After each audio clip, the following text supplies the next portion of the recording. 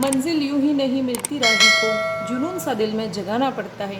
पूछा चिड़िया से कि घोंसला कैसे बनता है, वो बोली कि तिनका तिनका उठाना पड़ता है। नमस्कार आप सबको। आज पुनः एक नया टॉपिक जातिवाचक संज्ञा लेकर मैं आपके सामने उपस्थित हुई हूँ। तो जल्दी से हम पढ़ना शुरू करते हैं जातिवाचक संज्ञा। इसके पहले हमने अभी तक संज्ञा का चार्ट बना के, सारणी बना के देख लिया था कि विभिन्न संज्ञाओं की पहचान कैसे की जाती है, और व्यक्तिवाचक संज्ञा हम अभी तक पढ़ चुके थे। जिन्होंने अभी तक के वीडियो नहीं देखे, ऊपर आई बटन पे क्लिक करें तथा पुराने वीडियो पुनः एक बार देख लें। जातिवाचक संज्ञा, व्यक्तिवाचक संज्ञा में जहाँ पर हमें किसी विशेष का बोध होता था, वहीं पर जातिवाचक संज्ञा में सामान्य अर्थात उस संपूर्ण जाति का बोध होता है। व्यक्तिवाचक संज्ञा उस जाति का विशेषीकरण करता है। किसी जाति, पूरी जाति या पूरे वर्ग में से किसी एक विशेष पर जोर देती है और उसे विशेष महत्व देकर व्यक्तिवाचक संज्ञा में परिणत करती है। आज हम पढ़ने जा रहे हैं जातिवाचक संज्ञा। सबसे पहले इसकी परिभाषा लिख लेते हैं। जिस संज्ञा शब्द से उसकी पूरी जाति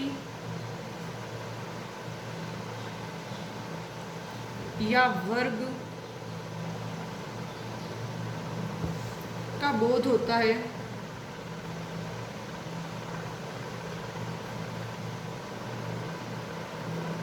उन संज्ञा शब्दों को जातिवाचक संज्ञा कहते हैं। उसे जातिवाचक संज्ञा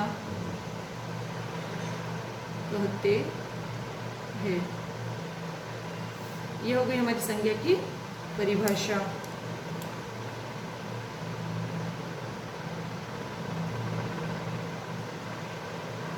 परिभाषा हो गई हमारी।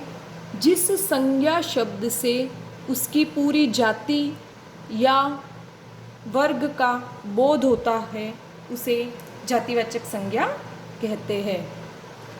जातिवाचक संज्ञा की पहचान कैसे की जाए, तो एक बार पहचान में बता देती हूँ। सीधी सी चीज़ें, जिस चीज़ का नामकरण किया जाए वह जातिवाचक संज्ञा के अंतर्गत आएगी, और जिस चीज़ का नामकरण हो चुका है वह व्यक्तिवाचक संज्ञा के अंतर्गत आएगी। इसकी पहचान होती है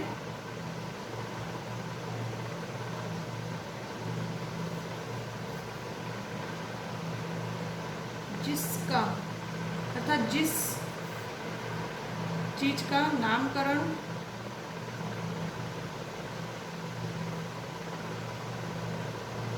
किया जा सके, कि जिस किसी चीज का नामकरण किया जा सके वह जातिवाचक संज्ञा के अंतर्गत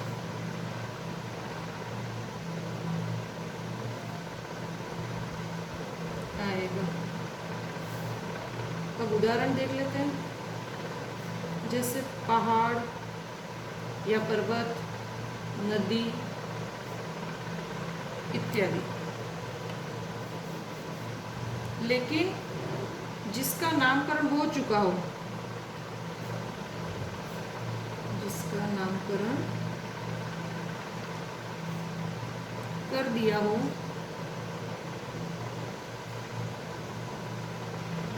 तब उसे और किसी नाम और नाम नहीं दिए जा सके, वह व्यक्तिवाचक संज्ञा के अंतर्गत आएगा।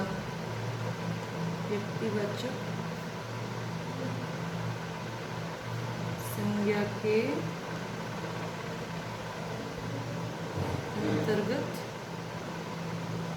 आएगा। जैसे इसका उदाहरण क्या होगा? पहाड़। तो जैसे पहाड़ हो गया हिमालय। हिमालय एक पर्वत है, पहाड़ पूरी उसकी जाति है जिसका नामकरण किया जा सकता है अलग अलग, आल्प्स पर्वत, हिमालय पर्वत, अरावली पर्वत। लेकिन हिमालय के और अब हम नामकरण नहीं कह सकते। नदी जैसे गंगा, यमुना, ब्रह्मपुत्र। तो जो जिस जाति के अंतर्गत जो चीज़ आती है उसका नामकरण किया जा सके, जिसको नाम दिया जा सके, वो तो जातिवाचक संज्ञा। लेकिन जिसका नामकरण पहले से हो चुका हो वह हमारे आएगा व्यक्तिवाचक संज्ञा के अंतर्गत। अब कुछ शब्द देख लेते हैं जो कि जातिवाचक संज्ञा के बोधक शब्द हैं। प्राणीवाचक जातिवाचक जो संज्ञा शब्द है वो मैंने लिख दिए हैं। शिशु, विद्वान, मित्र, शत्रु, पुरुष, स्त्री, सती, दूल्हा, दुल्हन, बच्चा, जवान, बूढ़ा, व्यक्ति, हिरण, कौवा, मुर्गा, मच्छर, शेर, घोड़ा, गुरु तथा ईश्वर। अब सोचोगे भगवान, ईश्वर शब्द को मैंने जातिवाचक संज्ञा के अंतर्गत क्यों लिया है? तो ईश्वर पद नाम शब्द है और जितने भी पद नाम हैं वो सभी जातिवाचक संज्ञा के अंतर्गत आएंगे। अब जल्दी से देख लेते हैं स्थानवाचक संज्ञा। इसके अंतर्गत आएंगे देश, शहर, गांव, नगर,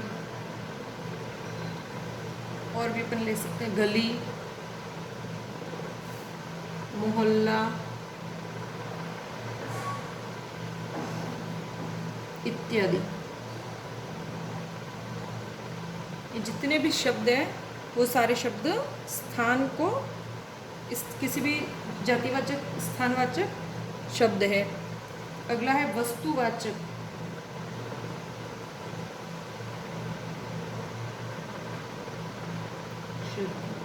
जो कि जातिवाचक संज्ञा के अंतर्गत आएंगे। ऐसी कौन कौन सी वस्तु हैं? खिलौना, कार, खिलौना, कार, साइकिल,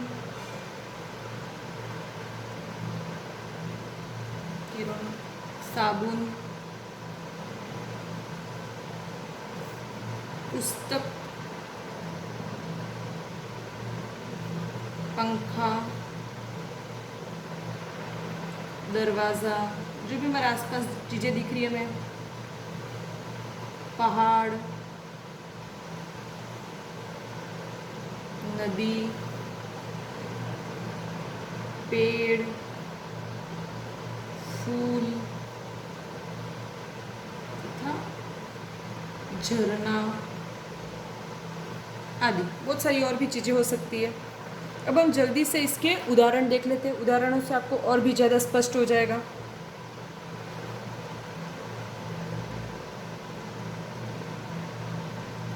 कुछ वाक्य प्रयोग करेंगे और उन वाक्यों के अंतर्गत हम जातिवाचक, व्यक्तिवाचक संज्ञा शब्द लेंगे और साथ साथ में दोनों का डिफरेंस बताते हुए वो संज्ञा शब्दों की हम पहचान करेंगे। पहला उदाहरण है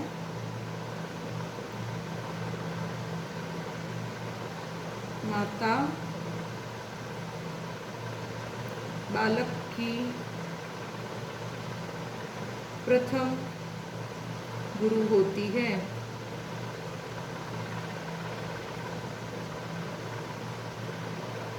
माता बालक की प्रथम गुरु होती है। इसमें जो ये माता शब्द है, जो बालक शब्द है तथा जो गुरु शब्द है, इन तीनों में जातिवाचक संज्ञा का ही प्रयोग हुआ है। नीचे लिख भी देते हैं ताकि स्पष्ट हो जाए। जातिवाचक संज्ञा तीनों में एक ही संज्ञा है। माता शब्द में भी, बालक शब्द में भी और गुरु शब्द में भी जातिवाचक संज्ञा ही है। उदाहरण देख लेते हैं। खिलौना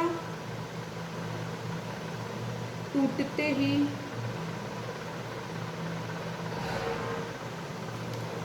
बच्चा रोने लगा।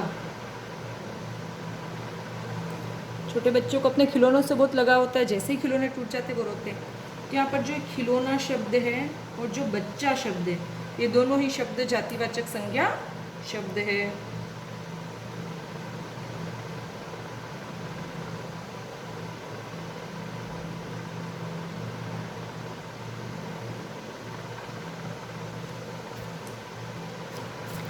अगला उदाहरण देखते हैं। उदाहरण नंबर 3।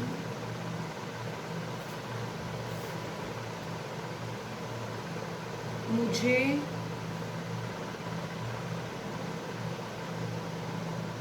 गांवों का जीवन प्रिय है। गांवों में रहना,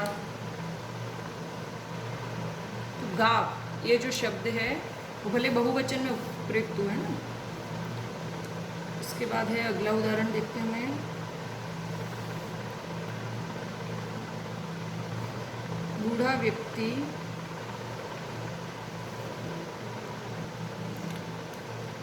बूढ़ा व्यक्ति पेड़ के नीचे सोया था।